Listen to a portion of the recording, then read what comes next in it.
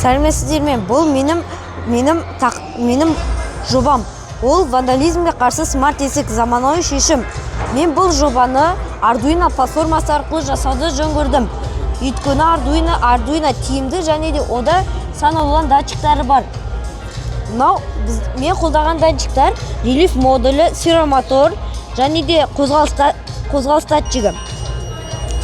Мынау қазір жабық тұр деген сөз. Жабық тұрған кезде қозғалыс датчигінің алдына бір нәрсе тисе, ол бузерға сигнал беріп, бузер дыбыстық дабыл шығарады. Ал мынау болса релиф модулі. Ол есік ашық тұрған кезде карта немесе өзінің кілтін тигізсең, ол есікті ашып береді. Сервомотор есікті автоматты түрде ашады. Қазір мен өзім мына жерде екі экран бар. Біріншісінде аялдамалар тұрады, екіншісінде жаңалықтар мен хабарландырулар тұрады. Қазір ашылсын есік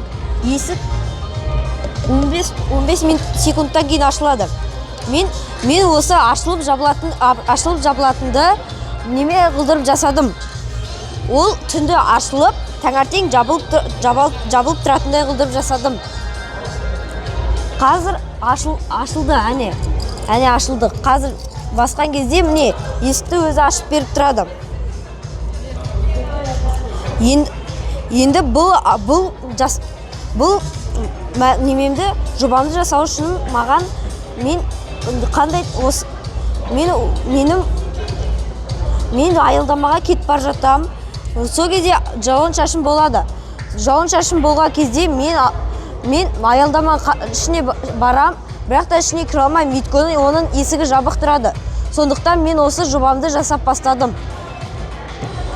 Назарларыңызға рахмет.